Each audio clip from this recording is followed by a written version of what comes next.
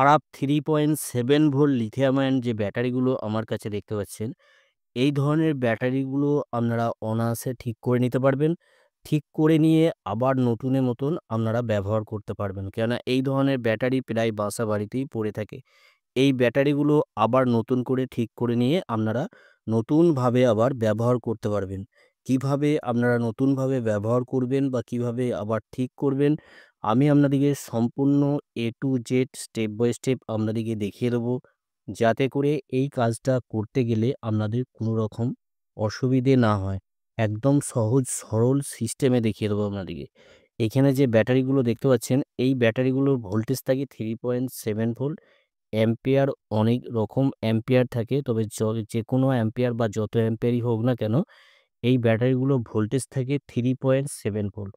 এই 3.7 volt battery দিয়ে অনেক কিছু কাজ করা যায়। যেমন এলইডি লাইট জ্বালানো যায় বা আরও অন্যান্য ডিভাইসগুলো ব্যবহার করা যায় এই ব্যাটারিগুলো থেকে। তো এই ব্যাটারিগুলো খুব ভালো সার্ভিস দেয়, প্লাস হচ্ছে ব্যাকআপও খুব ভালো দেয়। সেই কারণে এই ব্যাটারিগুলো না ফেলে রেখে এই ব্যাটারিগুলো আপনারা ঠিক করে নিন। ঠিক করে নিয়ে আবার নতুন করে ব্যবহার করুন। এইখানে আমি ভোল্টেজটা আপনাদেরকে মেপে ১ম এ দেখিয়ে দেবো। এখানে ভোল্টেজটা মেপে দেখিয়ে দেওয়ার পর তারপর আপনাদেরকে ব্যাটারিটাকে ঠিক করে নিয়ে আবার আপনাদেরকে পুনরায় ভোল্টেজ আমি মেপে দেখিয়ে দেবো। কেননা অনেক সময় এই ব্যাটারিগুলো ভোল্টেজ হয়তো 3.7 ভোল্ট থাকে বা 3 ভোল্ট থাকে। কিন্তু অনেক সময় অ্যাম্পিয়ারের কারণে ব্যাটারিগুলো কোনো রকমভাবে কার্যকরী হয় না। এই অ্যাম্পিয়ারটাও আপনাদের ঠিক হয়ে যাবে। এইখানে আমি ভোল্টেজটাকে আপনাদেরকে মেপে ১ম এ দেখিয়ে দিই। আমি ডিসি ২০ রেঞ্জে রেখেছি মাল্টিমিটারে। রেখে আমি এখানে ভোল্টেজটা ১ম এ চেক করে দেখাবো। এখানে প্লাস দিকে তবে ভোল্টেজ চেক করার ক্ষেত্রে প্লাস মাইনাস কোনো রকম দিক নাই। আপনারা যেদিকে খুশি চেক করতে পারবেন। এখানে দেখতে পাচ্ছেন ভোল্টেজ কোনো রকম কোনো কিছু ভোল্টেজ নেই। এখানে দেখুন, আমি আপনাদেরকে দেখিয়ে দিচ্ছি দেখুন, এইখানে ভোল্টেজটা আমি আপনাদেরকে দেখাই ১ম এ। এখানে দেখতে পাচ্ছেন কোনো রকম এখানে ভোল্টেজ নাই। তার মানে 1 ভোল্ট আছে বা কখনো দেখাচ্ছে, কখনো দেখাচ্ছে না। তো এই ব্যাটারিগুলো আপনারা পুনরায় আবার ঠিক করে নিয়ে নতুন করে আবার ব্যবহার করতে পারবেন। তার একটা সিস্টেম আছে। আমি সিস্টেমটা আপনাদেরকে দেখিয়ে দেবো। কিভাবে ঠিক করবেন? এইখানে যে DOB-টা নিচে দেখতে পাচ্ছেন, এই ধরনের যে DOB, এই ধরনের খারাপ নষ্ট DOB প্লেট আপনাদের বাসাবাড়িতে পড়ে থাকে বা যদি না বাসাবাড়িতে পান, যেকোনো ইলেকট্রনিক্সের দোকানে আপনারা যাবেন, এই ধরনের খারাপ নষ্ট DOB প্লেট আপনারা অনায়াসে পেয়ে যাবেন। এবার এই DOB প্লেট দিয়ে কিভাবে এই ব্যাটারিগুলোকে ঠিক করবেন, আমি আপনাদেরকে সবকিছু বলে দেবো। এইখানে যে ব্রিজ রেক্টিফায়ার যে ডায়োডটা আছে দেখতে পাচ্ছেন, এই ডায়োডটাকে আমি তুলে নেব। এই ডায়োডটাকে তুলে নিয়ে আপনাদেরকে দেখিয়ে দিচ্ছি। এই ডায়োডটাকে তোলার জন্য একটা সিস্টেম আছে। সেই সিস্টেমে আপনাদেরকে তুলতে হবে। এটাও একদম সহজ সরল সিস্টেম। এটাও আপনারা শিখে নিন। কেননা এই ধরনের যে সিস্টেমগুলো, এই সিস্টেমগুলো খুবই কম দেখা যায়।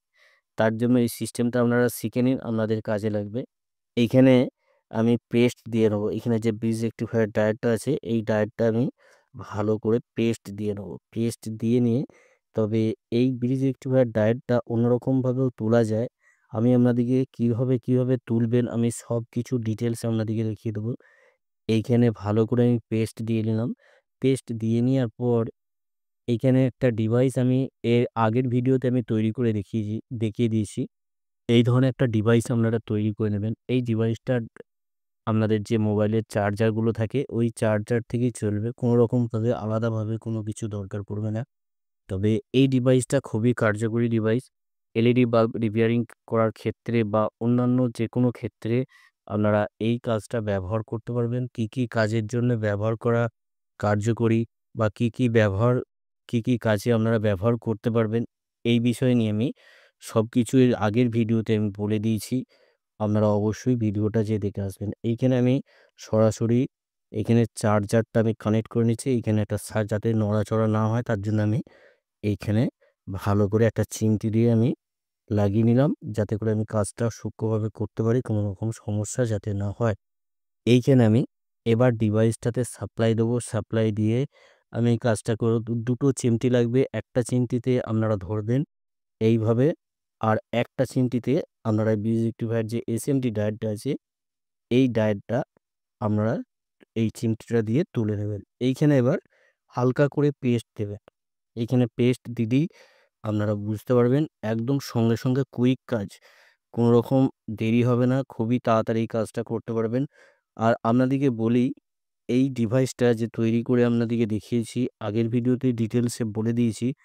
তবুও আমি এই ভিডিওটাতেও আপনাদেরকে বলে দিচ্ছি, এই ডিভাইসটা যতক্ষণ আপনাদের কাজের দরকার ততক্ষণ আপনারা কাজটা করবেন। কাজ হয়ে গেলে আপনারা এই ডিভাইসটাকে রেখে দেবেন। কেননা কন্টিনিউ সারাদিন ধরে চালাবার কোনো রকম দরকার নাই। তো এইখানে কোনো রকম কোনো জায়গায় হয়তো লুজ হচ্ছে, তার জন্য এই সমস্যাটা হচ্ছে। তবে আমি এইখানে যে ডাটা কেবলটা লাগিয়েছি, এই ডাটা কেবলটা এই চার্জারের নয়, তার জন্য এইখানে এখন পর্যন্ত গরম হলো না। তবে একদম সঙ্গে, সঙ্গে গরম হয়ে যাবে, কোনো রকম দেরি হবে না। এইখানে দেখুন, এখানে এবার আমি যে চার্জারটা আমি লাগাচ্ছি সেই ডাটা কেবলটাই আমি লাগিয়েছি এখানে। এবার এখানে লাগিয়ে নেওয়ার পর এখানে জাস্ট আমি সুইচটা দেবো। সুইচটা দেওয়ার পরই আপনারা এই কাজটা করে নিতে পারবেন। এইখানে দেখুন আমি পেস্ট দিয়েছি, বুঝতে পারবেন পেস্টটা গলছে। এখানে দেখতে পাচ্ছেন পেস্টটা গলে যাচ্ছে। এখানে দেখুন পেস্টটা গলছে। এবার আমি এইখানে এই ডিওবি প্লেটটাকে হালকা করে আমি এখানে বসিয়ে দেবো। এখানে বসিয়ে দেওয়ার পর এইখানে অনায়াসে এখানে যে বিজেক্টিভার ডায়োডটা এখানে দেখতে পাচ্ছেন, এখানে পেস্টটা গলছে। তার মানে এবার এইখানে রাংগুলো এবার গলবে। তো এখানে জাস্ট কয়েক সেকেন্ড শুধু ধরবেন। ধরার পরই এখানে এটা উঠে যাবে। এখানে জাস্ট কয়েক সেকেন্ড আমি আপনাদেরকে দেখিয়ে দিচ্ছি। এইখানে দেখুন। তবে এইখানে যে পেস্টটা এখানে যে আমি দিয়েছি, এই পেস্টটা অবশ্যই দেবেন। পেস্টটা না দিলে কিন্তু তাড়াতাড়ি এই কাজটা করতে পারবেন না। অবশ্যই আপনারা পেস্ট দিয়ে রাখবেন। আর এইখানে কোনো রকম রিস্ক নাই আপনাদের শক লাগার। এখানে কোনো রকম 220 ভোল্ট যে হাই ভোল্টেজ থাকে, কোনো রকম হাই ভোল্টেজ নেই। সরাসরি ডিসি ভোল্টেজ থেকে এই ডিভাইসটা চলছে। 5 ভোল্ট থেকেই এই ডিভাইসটা আপনারা চালাতে পারবেন। কোনো রকমভাবে আলাদা করে অন্য সাপ্লাই দেওয়ার দরকার পড়বে না। তার মানে এখানে কোনো রকম রিস্ক নাই। তবে রিস্ক বলতে এই ডিভাইসটা একটু গরম হয়। এখানে কোনো রকমভাবে ডাইরেক্ট হাত দেবেন না। ডাইরেক্ট হাত দিলে হাতটা ফোস্কা পড়ে যেতে পারে। তার জন্য আপনাদেরকে বলব, এইখানে এই রাংগুলো দেখবেন হালকা, হালকা করে একটু টাচ করবেন, দেখবেন সব গলে যাবে। এইখানে দেখুন, এইখানে বিজরেক্টিভার ডায়োডটা উঠে গেল অনায়াসে। কতটা সুন্দরভাবে উঠে গেল দেখতে পাচ্ছেন। এখানে দেখতে পাচ্ছেন কতটা সুন্দরভাবে উঠে গেল। এই বিজরেক্টিভার ডায়োডটা আমাদের লাগছে। এবার আমি ডিভাইসটাকে বন্ধ করে দেবো, চার্জারটা বন্ধ করে দেবো। বন্ধ করে দিয়ে এখানে যে বিজরেক্টিভার ডায়োডটা আমি নিয়েছি, এই ডায়োডটা দিয়েই এই ব্যাটারিগুলোকে আমি ঠিক করে আপনাদেরকে দেখাবো। এইখানে কোনো রকমভাবে এখানে হাত দেবেন না, কেন এখানটা গরম হয়ে যায়। তো এখানে প্লাস্টিকটায় হাত দিতে পারবেন। এখানে আমি ডিভাইসটাকে খুলে রেখে দিলাম। এখানে যাতে করে কোনো রকম কোনো জায়গায় লাগাবেন না, যাতে গলে না যায়। কেননা এই মুহূর্তে ডিভাইসটা গরম আছে। তার জন্য কোনো জায়গায় যেখানে রাখবেন সেই জায়গাটা যেন পরিষ্কার হয়। তবে এবার আমি এইখানটায় এই ডায়োডটাকে বিজরেক্টিভার ডায়োডটাকে আমি থিনার দিয়ে ভালো করে পরিষ্কার করে নেব। এখানে পরিষ্কার করে নিয়ে আপনাদেরকে দেখাবো পুরোপুরিভাবে আপনারা ১০০ থেকে ১৫০ টাকা আপনারা বাঁচিয়ে নিতে পারবেন এই ভিডিওটা দেখার পর। কেননা এই লিথিয়াম আয়ন ব্যাটারিগুলো যদি আপনারা ঠিক করে নিতে পারেন, তাহলে আপনাদের অনেকটাই পয়সা সেভ হবে। প্লাস হচ্ছে আপনাদের খারাপ নষ্ট যে ব্যাটারিগুলো পড়ে থাকে বাসা-বাড়িতে, সেই ব্যাটারিগুলো শুধু, শুধু না ফেলে রেখে আপনারা অনায়াসে কাজে লাগাতে পারবেন। এখানে আমি ভালো করে পরিষ্কার করে নেবো। পরিষ্কার করে নিয়ে একটু আমি শুকিয়ে নেবো ফ্যান দিয়ে। যাতে করে এখানে এই থিনারটা ভালো করে শুকিয়ে যায়। এখানে আমি শুকিয়ে নিচ্ছি।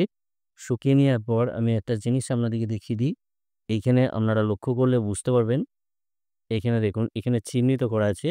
একদিকটা প্লাস আর একদিকটা মাইনাস চিহ্নিত করা আছে। আপনাদেরকে দেখিয়ে দিচ্ছি আমি।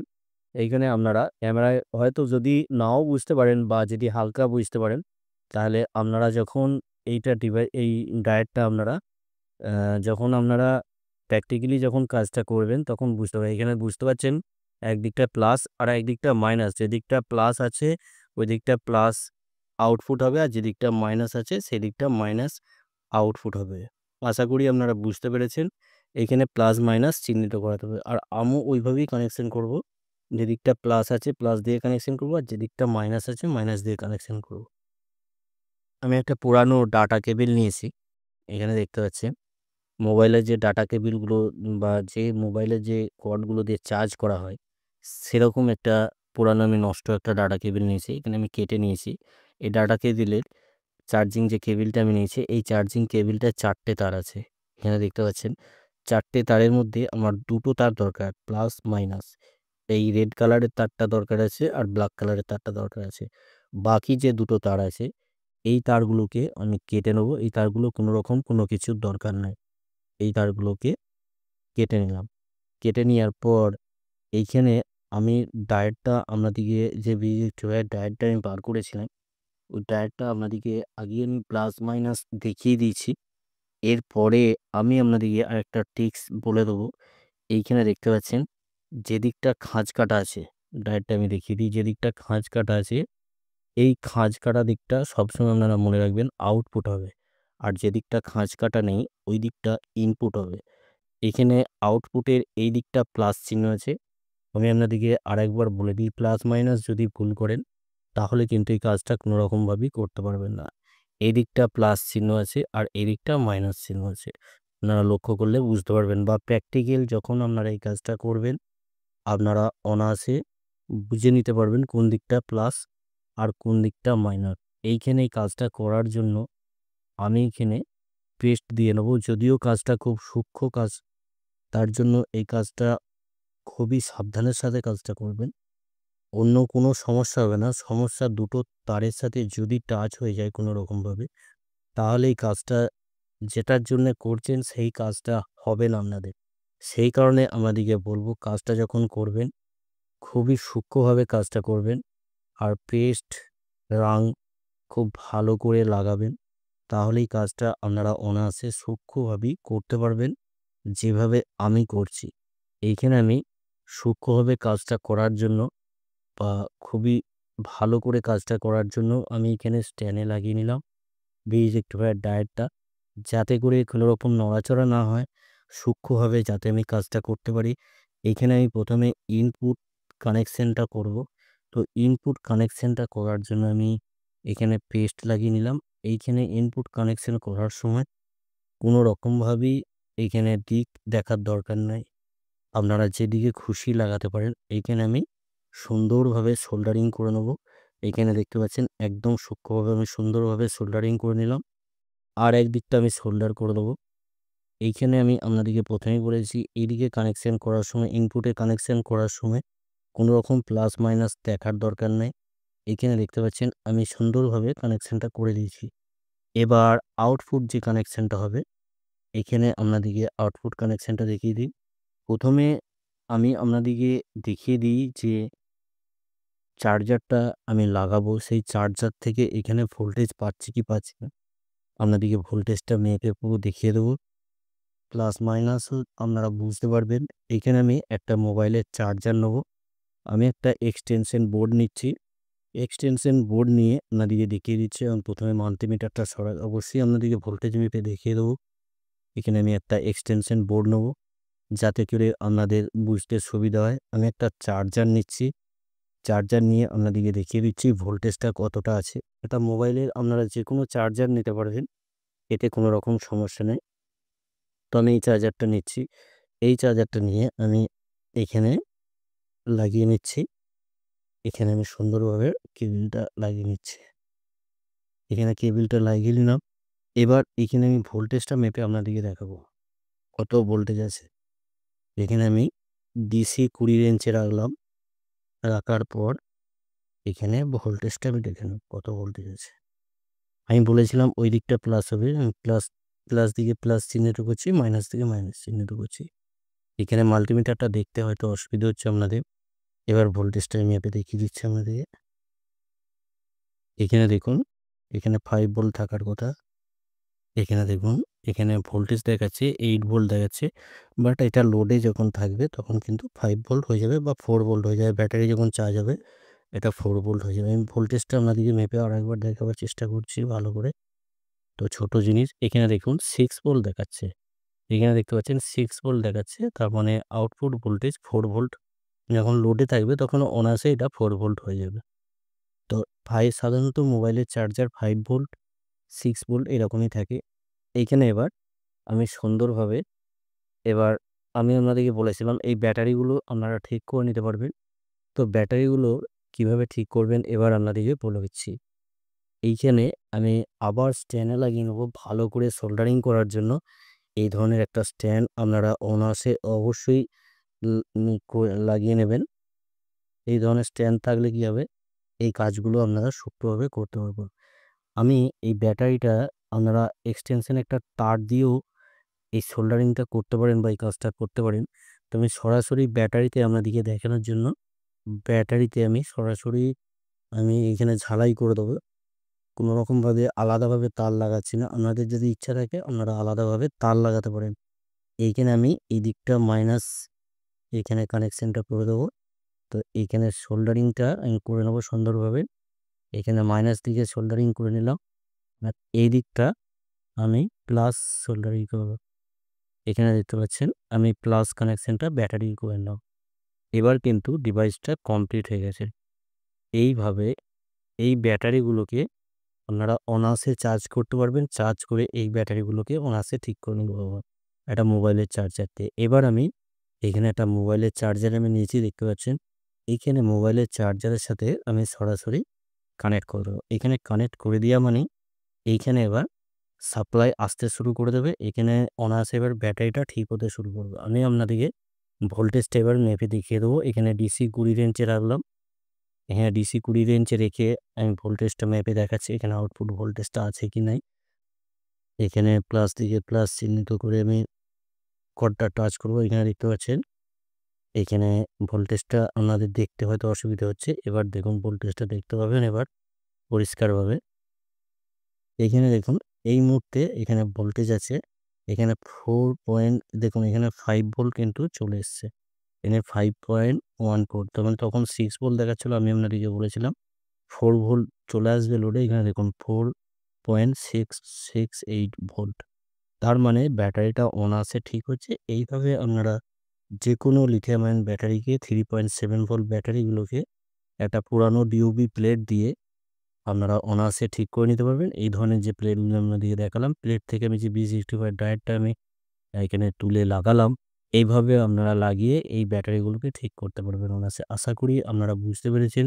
আপনারা সকলে ভালো থাকবেন, সুস্থ থাকবেন, নিজের খেয়াল রাখবেন। ওকে, থ্যাংক ইউ, ধন্যবাদ।